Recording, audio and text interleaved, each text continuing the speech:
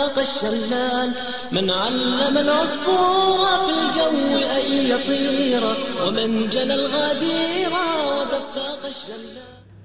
الحمد لله نحمده ونستعينه ونستغفره ونعوذ بالله من شرور أنفسنا ومن سيئات أعمالنا من يهده الله فلا مضل له وما يضلل فلا هادي له وأشهد أن لا إله إلا الله وحده لا شريك له وأشهد أن محمدا عبده ورسوله وبعد خير الحديث كتاب الله وخير الحدي حدي محمد صلى الله عليه وسلم وشر الأمور محدثاتها وكل محدثة بدعة وكل بدعة ضلالة وكل ضلالة في النار.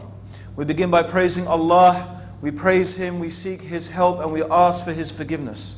We seek refuge with Allah from the evil of ourselves and from the evil consequence of our evil actions. Whomsoever Allah guides, there is none to misguide. And whomsoever Allah leaves to go astray, there is none to guide. And I testify that Allah alone is worthy of worship, and that Muhammad sallallahu alayhi wasallam, he is the servant of Allah and he is His messenger.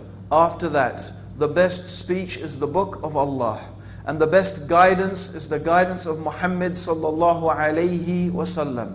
And the worst of all the affairs are those matters that have been newly introduced into the religion. And every matter that is newly introduced into the religion of Islam is a bid'ah, an innovation.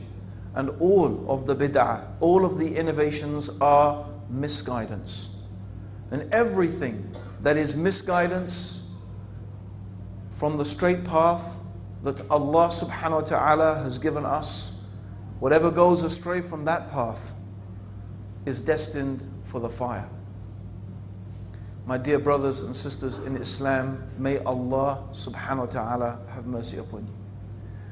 Again, Allah subhanahu wa ta'ala in His infinite mercy has allowed me to an opportunity to talk to you and to share with you some of my knowledge about this beautiful and this noble religion that Allah subhanahu wa ta'ala has given us, this perfect religion, this way of life, this deen that Allah subhanahu wa ta'ala has chosen for us and perfected for us and completed for us. And surely Allah subhanahu wa ta'ala will not accept any other way of living, any other way of life, any other religion except the religion of Islam. So whoever chooses a path other than the path of the believers, and whoever chooses for themselves a way other than the way of Muhammad sallallahu alayhi wasallam, then without doubt their ultimate destiny must be the fire of hell. And what is it, my brothers and sisters, that Allah subhanahu wa ta'ala is going to weigh up for us on the day of judgment? What is it that is going to be the cause after the grace of Allah subhanahu wa ta'ala? After the grace of Allah, after that, what is going to be the cause for us to enter into paradise? What matter is it that will cause people to be at different grades and different levels in Jannah? What is it that will cause us to have this beautiful abode, this eternal place of rest and peace and happiness? Except our deeds, except our good deeds, except the actions that we do seeking the pleasure of Allah subhanahu wa ta'ala according to the guidance that was given to Muhammad sallallahu alayhi wasallam. It is actions, brothers and sisters, that Allah subhanahu wa ta'ala has ordered us with. Islam is the religion of action. It is the religion of deeds. It is the religion of doing. And this is what we're going to be reckoned for and reckoned with on the day of judgment. The good deeds in one scale and the bad deeds in the other scale. That is it.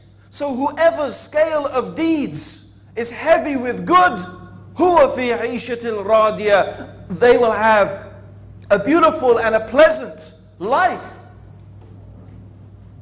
But whoever's scale of deeds is heavy with evil, then they will go to the hellfire. This is what Allah is going to reckon for us. And when the people go into paradise, the angels will say, peace, welcome to you. This is your reward for what you used to do. We have a saying. We have a saying, we all know the saying. And the saying goes, actions speak louder than words. Actions speak louder than words. Talk, brothers and sisters, is cheap. Talk is cheap because anyone really can flap their mouth and waggle their tongue. Anyone can do that. It's cheap and it's easy to talk. But in fact, those people who have knowledge and those people who have understanding, they know and they realize that in fact, my brothers and sisters, speech is something dangerous. Speech is something we should take care of. There is a long narration where the Prophet ﷺ is explaining to Mu'ad ibn Jabal. Mu'ad ibn Jabal, whom Rasulullah ﷺ, he sent him to be the governor of Yemen. Mu'ad ibn Jabal, that great companion. And he was talking to Mu'ad. And the Prophet ﷺ loved Mu'ad. And he used to advise Mu'ad.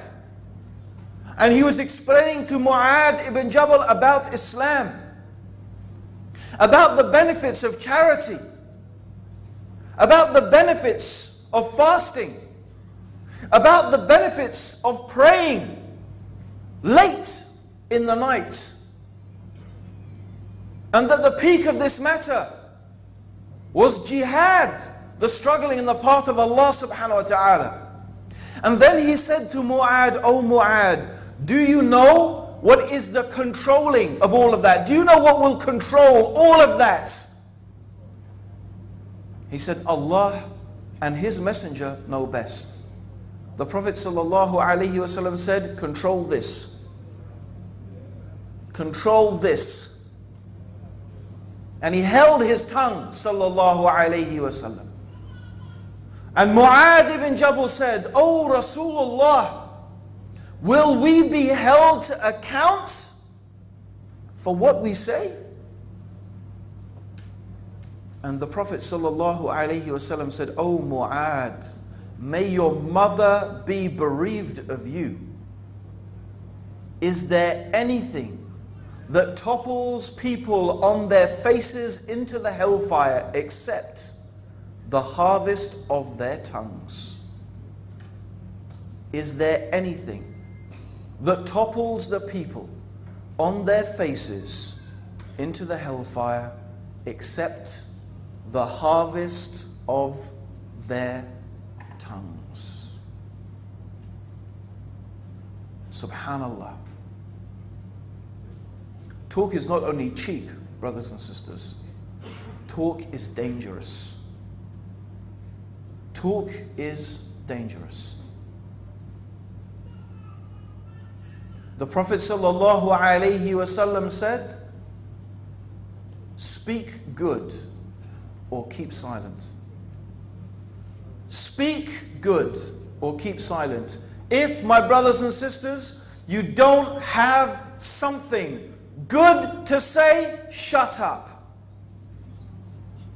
If you don't have something to do good to say, close your mouth. Don't speak. Speak good or keep silent. Because your tongue and what you say with your tongue, Allah will take you to account for it. And how often have I seen in my life, and in the life of my family, and in the life of my friends, and in the life of my brothers and sisters, the evil consequences of the harvest of our tongues. That we say things and we make claims and we talk and we talk and we talk and we don't realize that we are sowing seeds. And often we are sowing the seeds of our own destruction. Because your words, they are like seeds, brothers and sisters. They are like seeds. From these words, something will grow. Imagine that. Every word that comes out of your mouth, it is like a seed. A seed you're putting in the ground. You can plant good seeds, or you can plant bad seeds. You can plant crops that will feed, trees that will grow and provide shade and shelter. These are like the good words. And Allah subhanahu wa ta'ala, He gives the example of the goodly word. The goodly word. He gives this example in the Quran of the goodly word. It is like the corn. It is just one seed. It is amazing. It is the corn seed is just one seed. But if you sow it like a goodly word and it grows and it reaches harvest time, what does it bring forth? 100, 1,000 or more seeds. Things that people can utilize to eat and to live. But the evil word, brothers and sisters, is a cause for destruction. It is like sowing thorns and nettles. We should be very, very careful about what we say. Very careful. Because words are dangerous. And brothers and sisters, Allah tests us with our words. Allah tests us with our words, and our words have consequences. And we find that many brothers and sisters, they talk a lot, and they criticize a lot, and they claim a lot. But they are not equal to their claims. And they often, while they criticize, have faults themselves that are more severe. And often you find that when Allah tests someone, and that is a fact, if you criticize a sister, because she has a problem with polygamy, or, as you may claim, she is not fulfilling her responsibilities to her husband or to her parents, or she is such and such person and this and that person, criticizing that sister maybe behind her back. And the same with the brothers. You make an accusation, a criticism. Believe me, Allah will test you with your words. Allah will test you. The very same thing that you criticize them for, Allah will test you. Allah will test you to see if you are true to what you say. This is the fact. And sometimes, alhamdulillah, you'll prove worthy. The things you talked about, you were sincere about it, and you were true to it.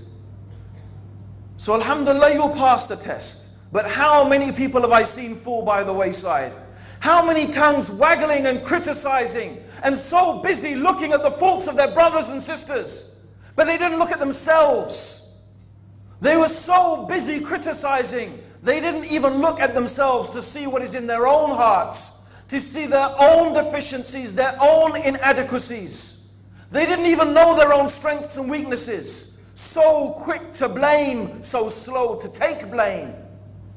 And then when Allah tried them with their words, they proved wanting. And they fell into the same fitna that they used to criticize other people for. How many times have I seen that? How many times an evil word against your brother reaps consequences for years? And I will tell you, I'm telling you something from my own life. not to expose to you my sins and inadequacies, but to warn you of something I know personally, of a word can have a devastating effect. A devastating effect.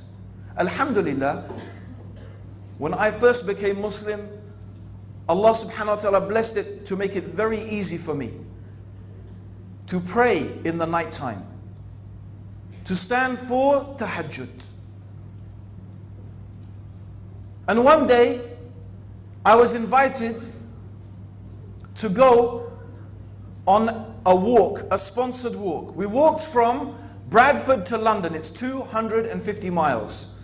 In fact, the same distance from Mecca to Medina. This walk was taking us 2 weeks, and on the way, every night we stopped in a mosque, and we were raising awareness about a charity organization. And this, by the way, brothers and sisters, I want to warn you about.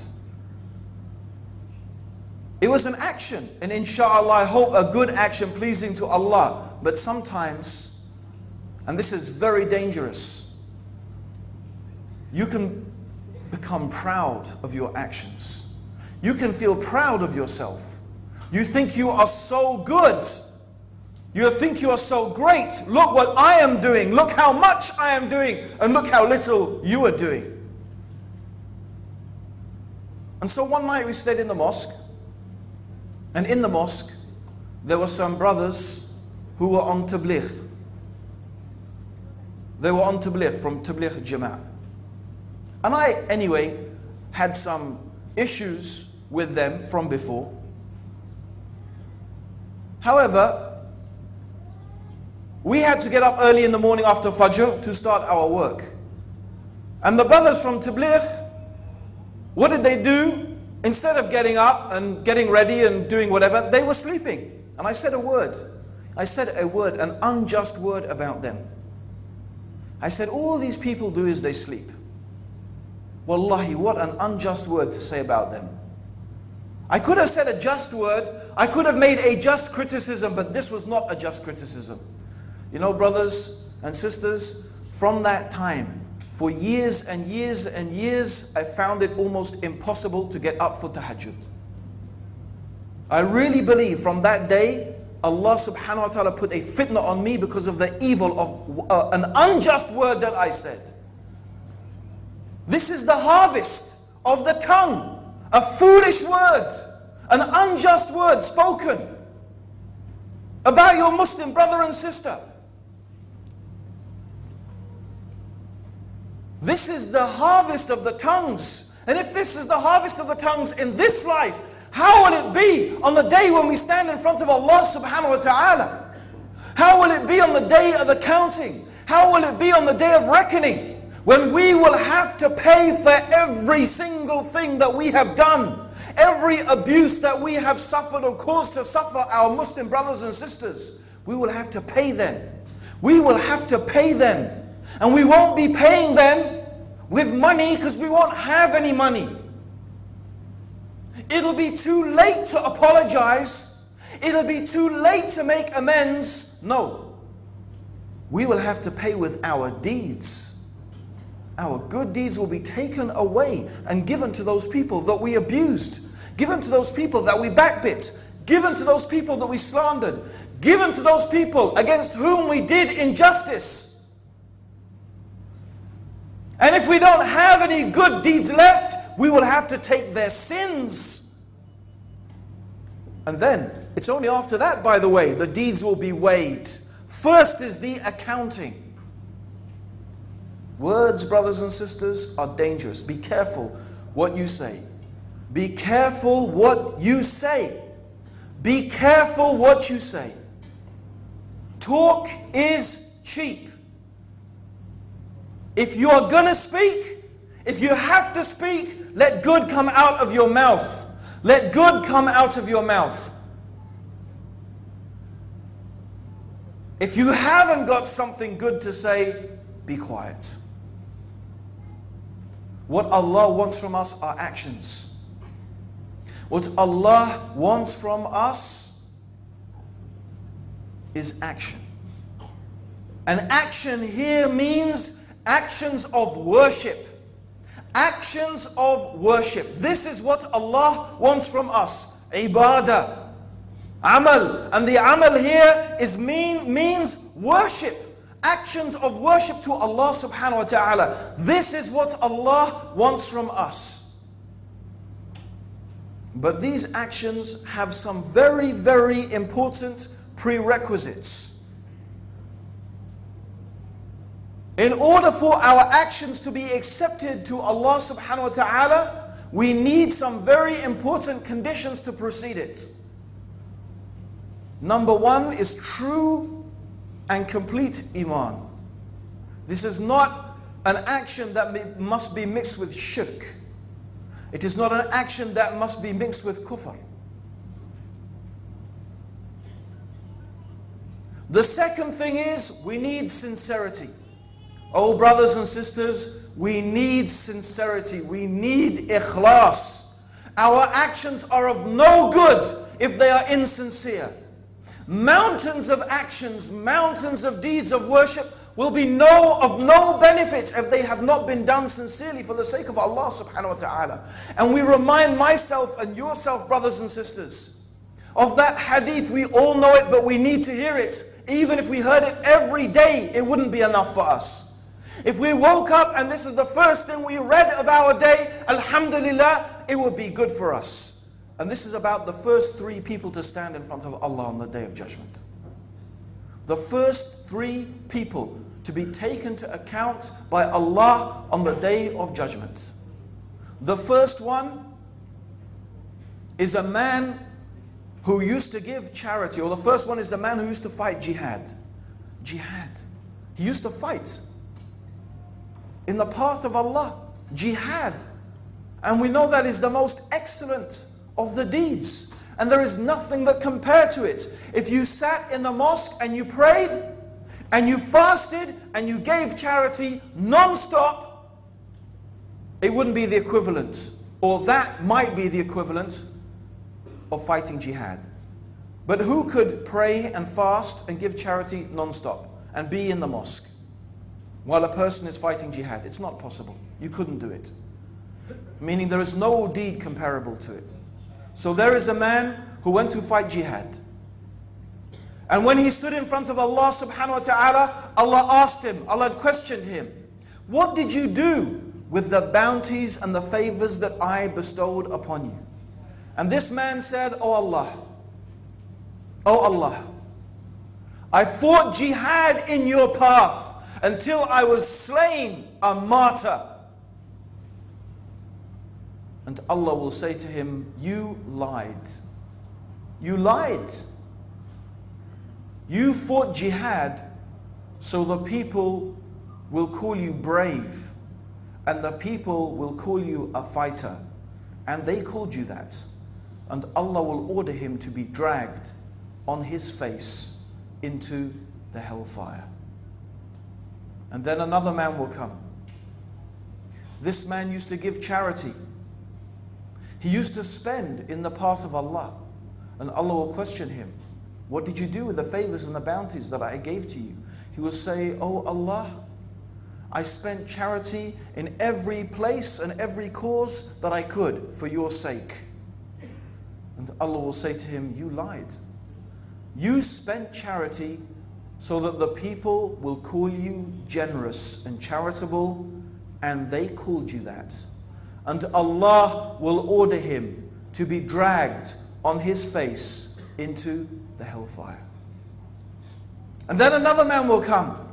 A man who learned to recite the Quran, and he learned religious knowledge. And Allah subhanahu wa ta'ala will ask him, what did you do with the favors that I bestowed upon you? And he will say, oh Allah, I learned your book and recited it. And I learned religious knowledge and taught it for your pleasure. And Allah will say to him, you lied. You learnt Quran so the people will call you a reciter.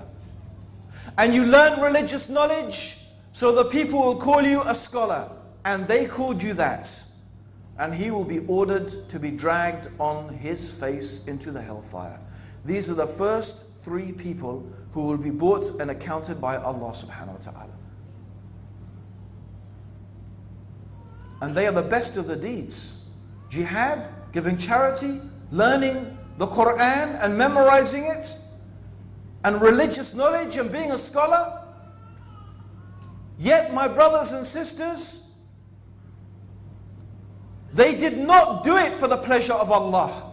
They were not sincere in their actions. They did their actions to show off. They did their actions to get praise. They did their actions to get admiration from others. They sought the pleasure not of Allah, but of other people. So whoever does that on the Day of Judgment, Allah will say, go and seek your reward from those people for whom you did those actions for. If you want a reward, go and get your reward from them. So this is the first matter, brothers and sisters. And I think if we spent time and we spent our energy and we focused our attention on making our deeds sincere, we wouldn't have time and energy to be looking at the faults of our brothers and sisters.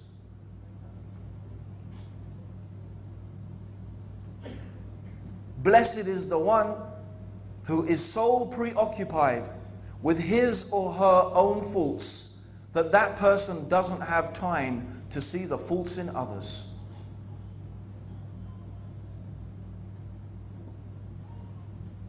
That's a fortunate person. Sincerity, brothers and sisters. Who can achieve that first? That is our goal, to be sincere, to do it for Allah's pleasure. But that is not enough for our actions to be accepted. The third is that the action has to be correct. It's not enough that our actions are sincere, but our actions have to be correct. They have to be according to the Sharia. They have to be according to the Sunnah of the Messenger sallallahu alaihi wasallam. They have to be, if Allah is going to accept them as actions of worship, for which we are going to get rewarded, they must be actions that Allah has approved of.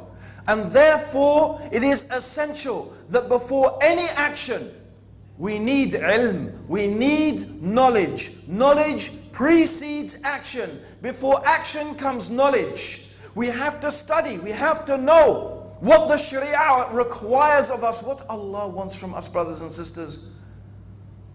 What does Allah want from us? What actions does Allah expect from us? What are the ibadat that Allah requires from us?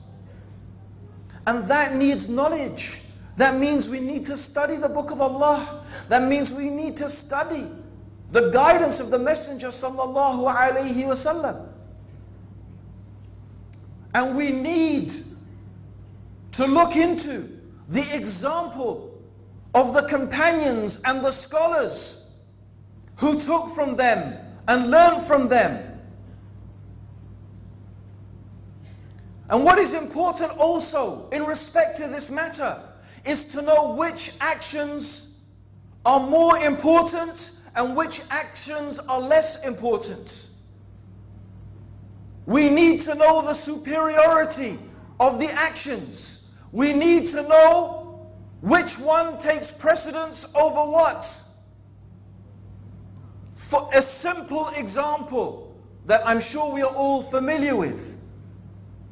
A simple example which I'm sure we all are familiar with is that we all know that the obligatory actions are more important and take precedence over the supererogatory actions. If we are busy spending our time doing supererogatory actions, but we have neglected the obligatory actions, there is something wrong with our actions. There is a deviation and a misguidance in it. A man spends all his night, he doesn't sleep. He spends all his night praying, tahajjud. But he sleeps during the day and misses his fard. This is not correct. This is not correct. This is misguidance. And there are many people who do not understand this issue, and they have confused this issue. And they are busy doing supererogatory actions, but they have neglected many things that are more important than it. And this could be a cause for our actions to be not accepted. This is why knowledge is so important. And we need to take time and we need to spend time studying and seeking knowledge. And the truth is, my brothers and sisters, there are many people, perhaps in this room, perhaps not, but certainly amongst the Muslims, there are so many people who are so occupied with the dunya, with their jobs, with earning money. And this is money that is beyond their needs. It is money that is beyond their requirements. They work and then they do more work. And even though they have money, they work to get more money and more money. That itself is not a problem. That itself is not a problem. But it is a problem when these people neglect their worship for Allah. They neglect to worship Allah. They neglect to learn the basics of their religion. They don't know the obligatory from the recommended. They don't know what Islam requires of them. They don't know the fundamentals of their aqeedah, of the belief that the Muslim should have. They are ignorant of the most basic affairs of being a Muslim. But they are spending their time and their energy pursuing wealth. And they are never satisfied. They have thousands of pounds, but they want thousands of more pounds. They have thousands of dollars, they want thousands more dollars. But these are people who know nothing about their deen, who have not studied it and have not learnt it. And then they give the excuse. And there are people occupied and so preoccupied in their dunya. And they give the excuse. You see, they say, working to provide for my family is a type of worship. Working to provide for my family is a type of worship. And this most certainly is true. Working to provide for your family is a type of worship. But you know what? Going to your wife to guard your eyes and to guard your private parts is also an act of worship. But what would you say of a man who does nothing except spends all his time going to his wife and doesn't concern himself with learning his deen? Eating is also an act of worship if your intention is to make yourself strong physically and mentally. But that doesn't mean you can spend your whole time non-stop 24 hours a day eating and eating and eating. It is the same with working. With work, brothers and sisters, this is the rule. You treat the work like you treat the toilet. Work, you treat it like the toilet. You know, you go there when you need to. You go there when you need to. You have no business making your life there, spending all your time there. You go to it when you need it. When you finish, you get out. Work is like that. You get what you need, and then the rest of the time you do what? You spend your time studying, learning, giving dawah, praying, reading Quran, giving charity, helping the poor and the needy, involving yourself in the needs of the community, helping your family, your mother, your father, your wife, your children. This is what you should spend the rest of your time. And if you need a little bit of time, maybe to relax and unwind, that is fine also. It is like, however, eating. You do it in order to give yourself more energy to worship Allah. A scholar once saw a man wandering around aimlessly. Just wandering around aimlessly. And the scholar said to this man, "What are you doing?" He said, "I have finished my jobs. And I finish my affairs, I'm just wandering around. And he said, is this what Allah has ordered for the person who has finished his affairs?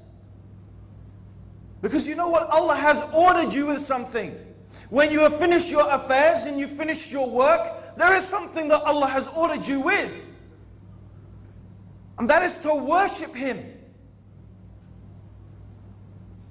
So brothers and sisters, listen to this hadith Qudsi.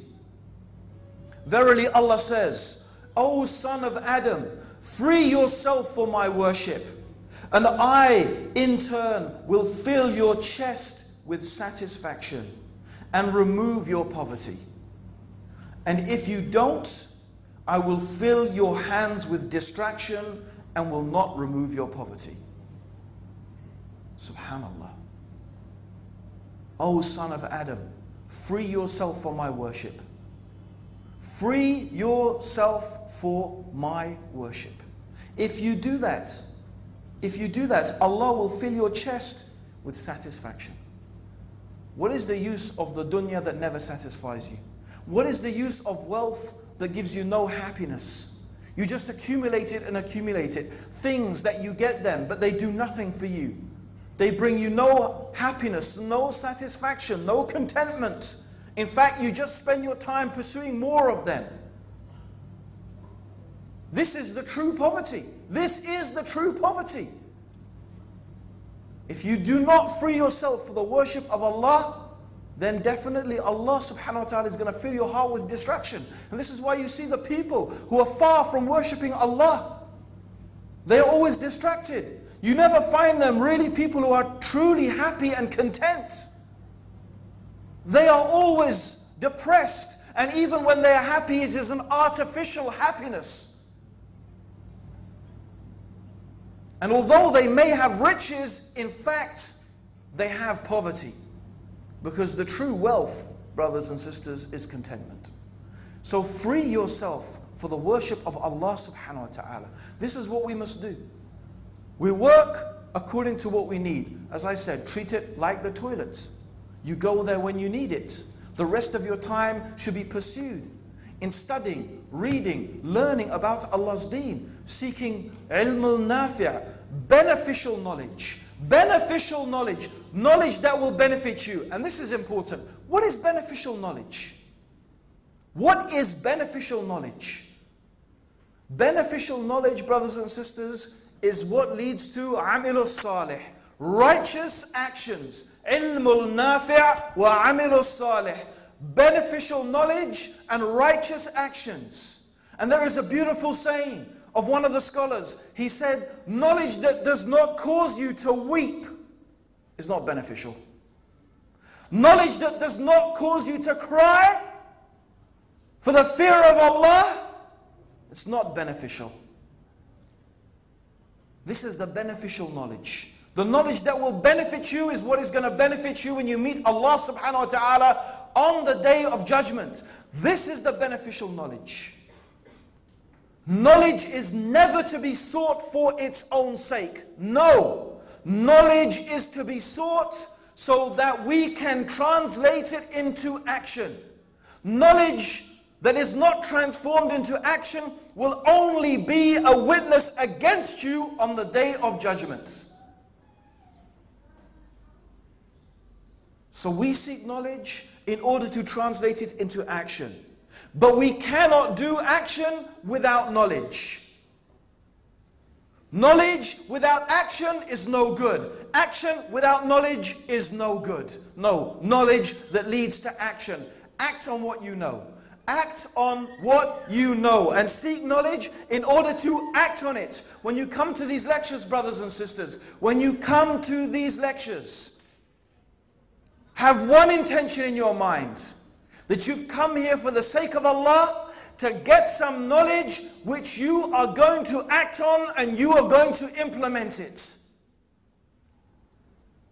And do it straight away. Don't procrastinate.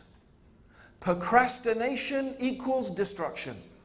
Procrastination equals destruction. What is procrastination? Easy. Bukra insha Allah. That's what the word procrastination is easily translated as. Bukra, Insha Allah. Tomorrow, God willing, procrastination. I'll leave it till later. I will do that later. I'll do that at another time.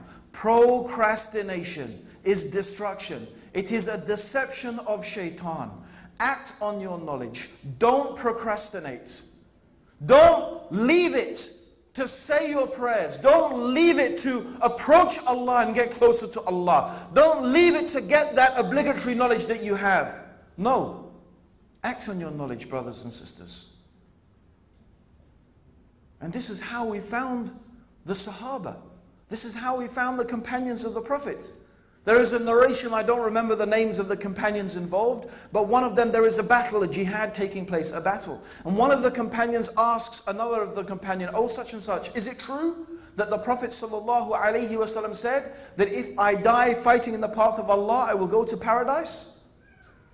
He says, yes, that is true. I heard the Prophet ﷺ say that. So he was eating some dates, he threw them away, and he went and fought and died. SubhanAllah, benefits in this small narration. First of all, he had some idea that there was a saying of the Prophet ﷺ. But you know what he wanted to do? He wanted to authenticate it. He wanted to make sure that this really was from the messenger. Let me see, did Muhammad ﷺ really say this? Is this really from the deen? And once he found out and once he realized, yes, this is from the deen, what did he do? He went and acted on it. He didn't procrastinate. He didn't sit there saying, oh yes, thank you, that's very interesting. Now let me see what else I can do. Now, and a lot of people are like that, brothers and sisters. People want to come and ask me questions. And as I was giving this talk, it came to my mind, and I'm not going to mention anyone specifically, but people come and ask me questions. Oh brother, do you think such and this and that is in my life? Do you think I should happen? Do you think I should do this, or what do you think I should do? Now some things, it's a matter of ijtihad, it's a matter of interpretation. In fact, very often people know their own situation better than I could ever know it. But sometimes there is a clear Sharia ruling that no, this is haram. This is forbidden.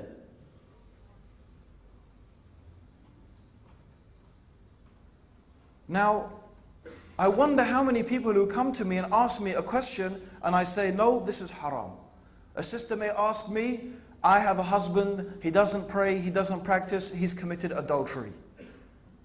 From the opinion and the understanding, what I know is that a person who commits adultery has to divorce his wife. It is haram for them to remain married.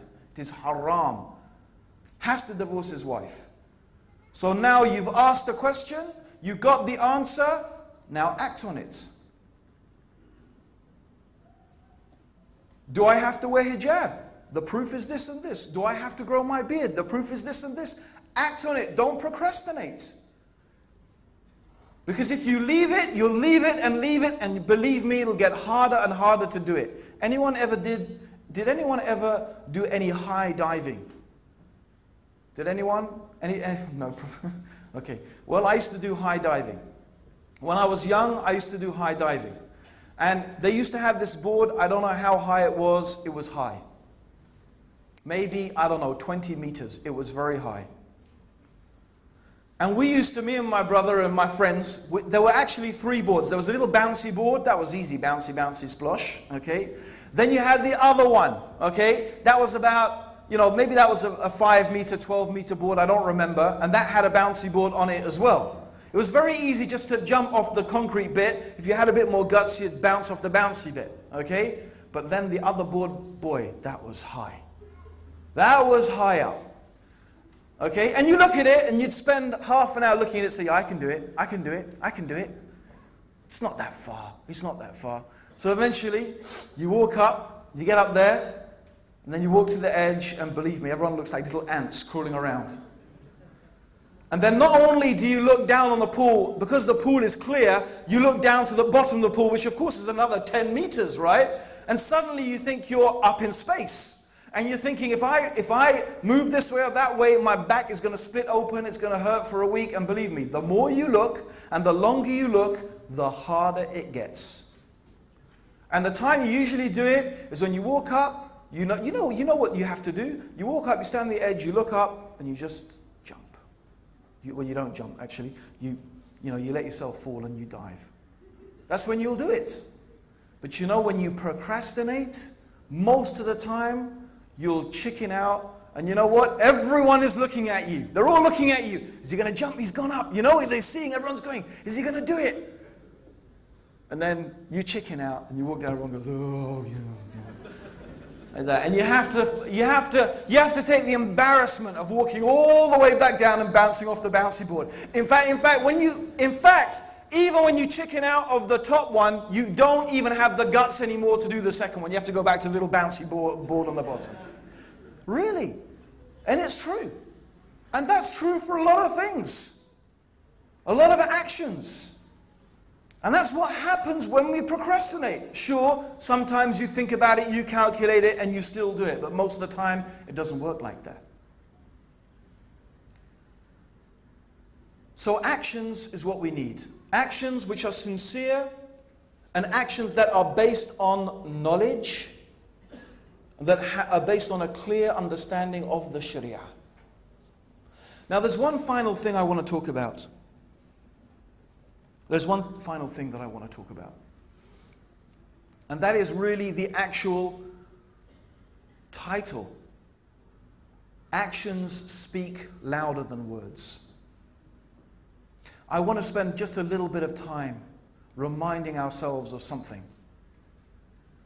That it is much more often the things that we do rather than the things that we say that affect people. And the history of Islam bears testimony to that, brothers and sisters. The history of Islam, from Rasulullah sallallahu alayhi wasallam to his Sahaba, to those people who spread Islam, our pious predecessors who spread Islam across the face of this earth. And it still holds true today. We find that actions speak louder than words. Remember the incident? We all know the story of the Jewish woman who used to throw rubbish on the Prophet ﷺ when he lived in Mecca. We all know that story. How the Prophet ﷺ, every day he went out of his house, she would wait for him and throw rubbish and throw rubbish. One day Rasulullah ﷺ walks out of his house, goes down. Wait a minute, I didn't get my usual delivery today.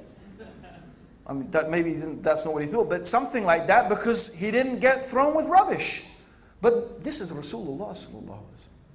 What did he think? Now, I know what we would think, dirty Yehudi, kafir, dog. Khabith. Huh? I hope she's dead. It's us. Yeah? Huh? This is us. Okay? No, Rasulullah sallallahu alaihi wasallam, he wasn't like us. Rasulullah was concerned about his neighbor. And we know what Allah subhanahu wa ta'ala revealed and told us about the rights of our neighbor.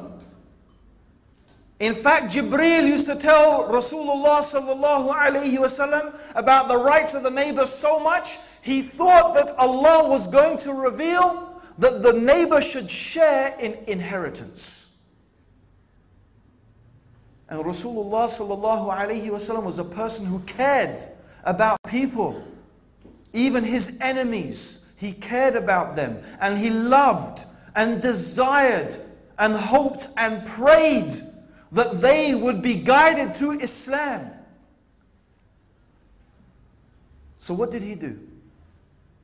He went to inquire about this woman, to see whether she was well, to see whether she was okay. Is there anything that he could do for her? He is her neighbor. When she heard about this, she said, this is truly the character of a prophet of God. Ashhadu an la ilaha illallah wa ashhadu anna Muhammad Rasulullah. This is actions speaking louder than words. this behavior, this character, this nobility of Rasulullah sallallahu alayhi wasallam did something which preaching and words and talking could never do and could never accomplish. And believe me, if we study the seerah of the Prophet sallallahu alaihi wasallam, if we look to the way the Sahaba were with the Prophet sallallahu alaihi wasallam, it used to impress people so much. One man said, he said, I've been to the court of Caesar, and I've been to the court of the Persian emperor. I have seen rulers, but I have never seen people respect someone as Rasulullah sallallahu alaihi wasallam was respected by his companions. And this moved him and impressed him so much. And the generosity of Rasulullah sallallahu alaihi wasallam was overwhelming. He used to give and give and give. He used to give as if there was no such thing as poverty. He would give as if there was no such thing as poverty. One day a man came to the Prophet sallallahu alaihi wasallam and asked the Prophet for something. The Prophet said to him, you see this valley of sheep? There was a whole hillside filled with sheep. He said, it's all yours, take it. The man went back to his people. He said, oh my people, embrace Islam. Because Muhammad gives, and Muhammad gives as if there is no poverty. Actions speak louder than words. We see how Muslims showed the example of justice. There is the famous story how Amr, the general who opened Egypt, struck an Egyptian Copt with his whip. Because he was in the way, he's riding on his horse, and he's just a Christian. He whipped him out of the way. But this man, he knew and heard about the justice of Umar. So he traveled from Egypt to Mecca to seek an audience with Amir al-Mu'mineen, and he himself stood in front of Umar. Subhanallah. An Egyptian peasant standing in front of the ruler of the whole of the Muslims and complained to him about his treatment of his general. And Amr happened to be there at the time, making tawaf, and Umar ibn al-Khattab called him. He said to him, is it true what this man says? Amr looked at him, yes, it's true, so what?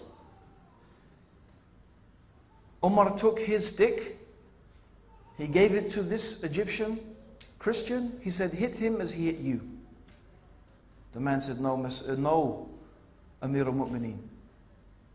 Ashhadu an la ilaha illallah wa ashhadu anna Muhammad Rasulullah. Actions speak louder than words, brothers and sisters.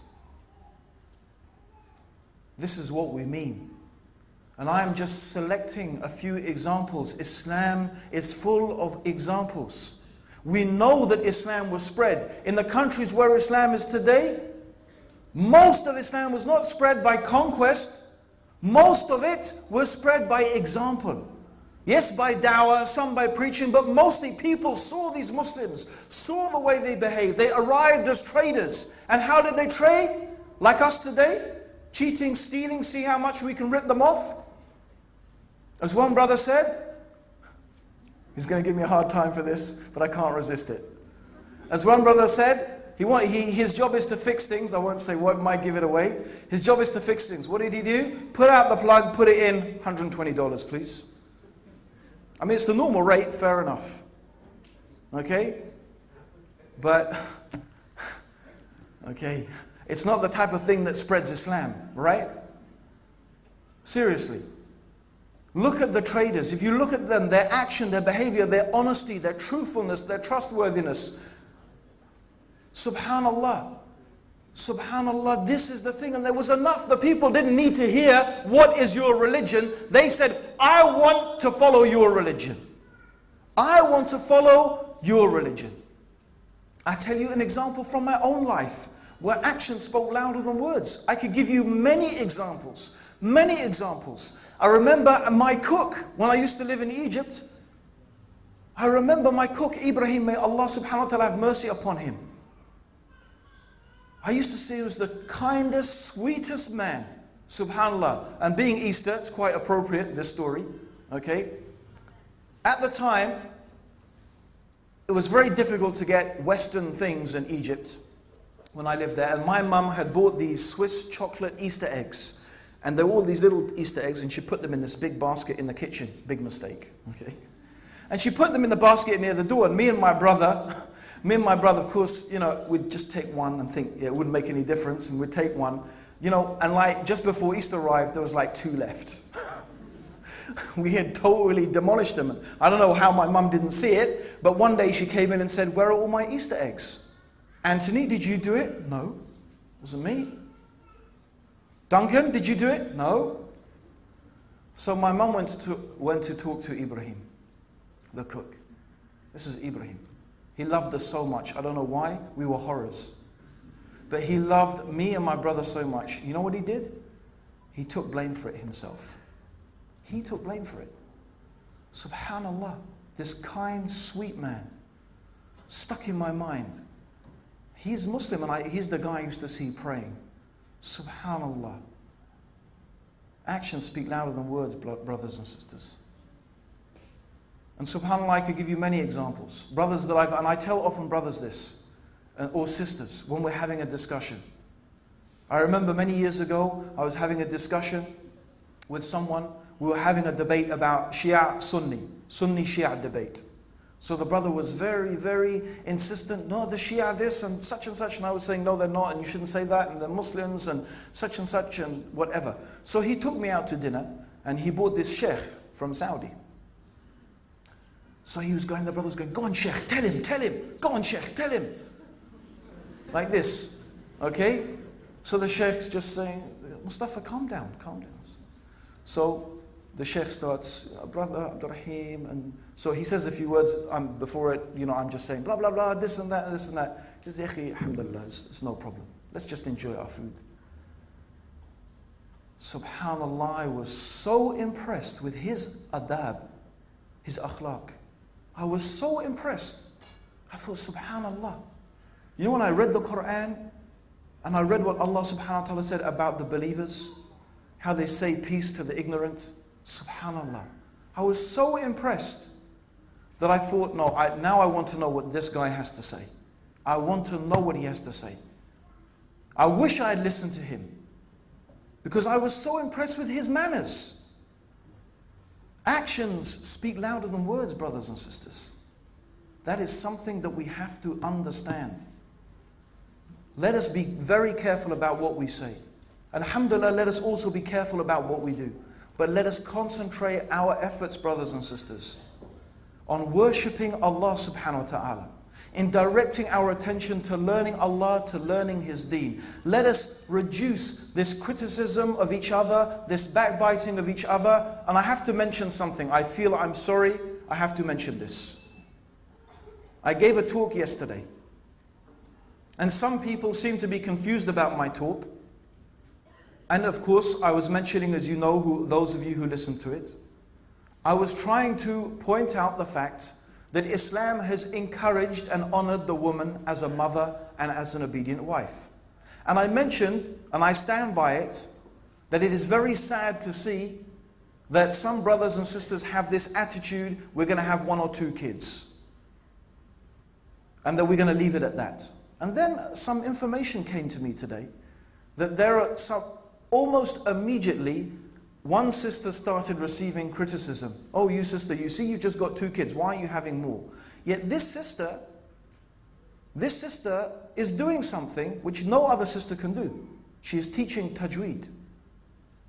And the reason that she doesn't want to have more kids is because if she gets morning sickness and she's looking after the kids, she is not going to be able to teach tajweed.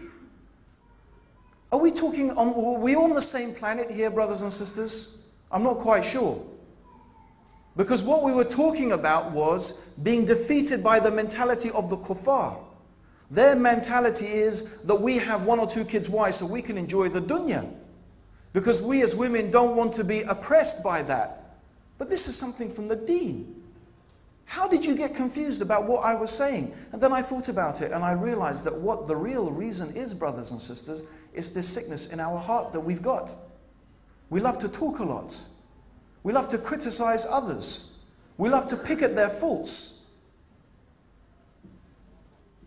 But I wonder how those sisters who criticize that sister, I wonder how their actions are. I wonder what things they are doing themselves to help Allah's deen, to make the word of Allah subhanahu wa ta'ala the highest. Because I don't think that if someone had sat down and thought about my talk, they would have got confused about that. But this is symptomatic, brothers and sisters. And by the way, this is a sickness that so many of us have. And it's not just, the sisters. No, it's very widespread. So let us concentrate, brothers and sisters, on worshipping Allah. Let us concentrate on purifying our hearts. Have you reached khushu' in your prayer? Do you stand in front of Allah as if He's seeing you, as if you're seeing Him? Although you can't see Him, you know He is seeing you. Can you pray 2 rak'ah? Tell me honestly, can you pray 2 rak'ah? As if it's your mi'raj? Have we even learnt the fara'id? How is our emulation of Rasulullah sallallahu alayhi wasallam?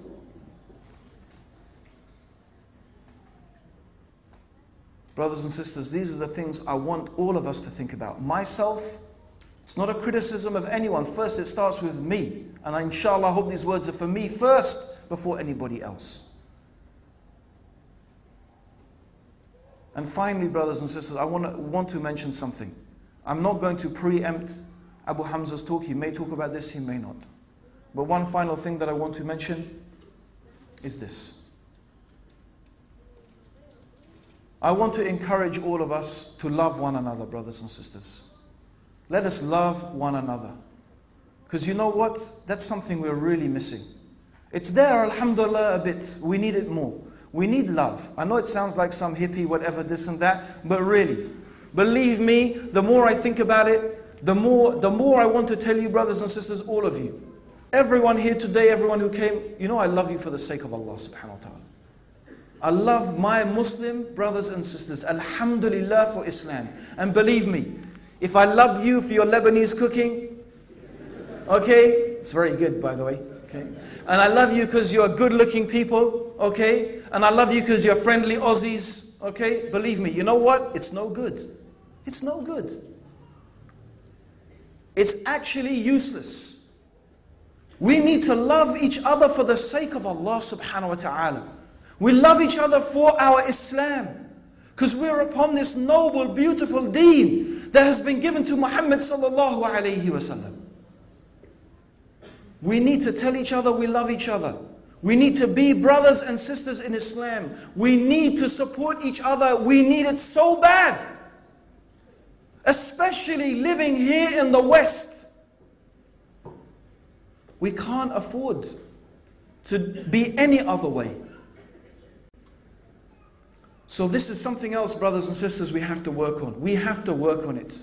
We have to work on reminding ourselves how we should be to our Muslim brothers and sisters. How we should love for our brothers and sisters what we love for ourselves. And we know the hadith, we all know it.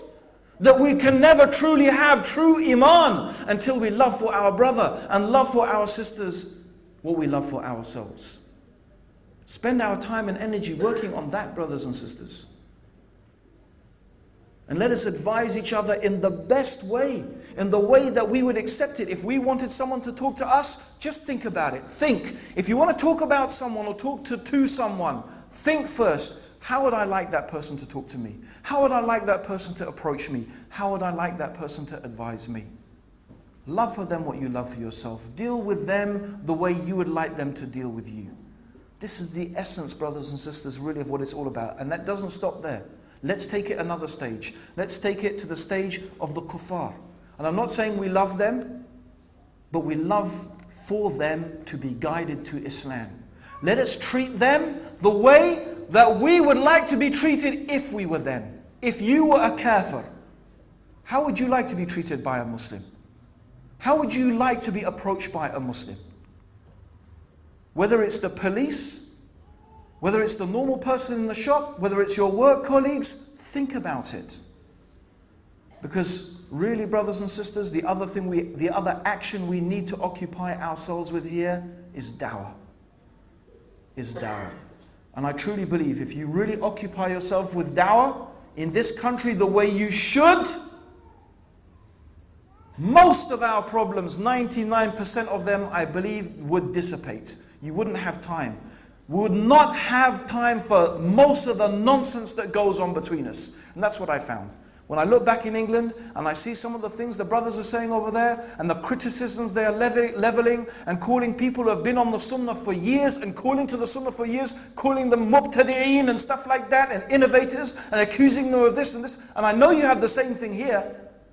I look at them and most of the time I find that these brothers are not involved in giving da'wah to the kuffar. They are not. 90% of them are not. Because believe me, if they were, they would not have time for that type of stuff. This, my brothers and sisters, is my sincere advice to myself and yourself.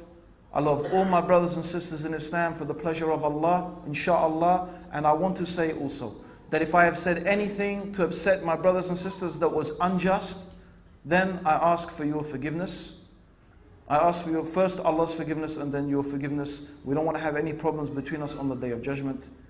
And finally, Allahumma salli ala Muhammadin wa ala alihi wa sahbihi wa sallam. Assalamu alaikum wa rahmatullahi wa barakatuh.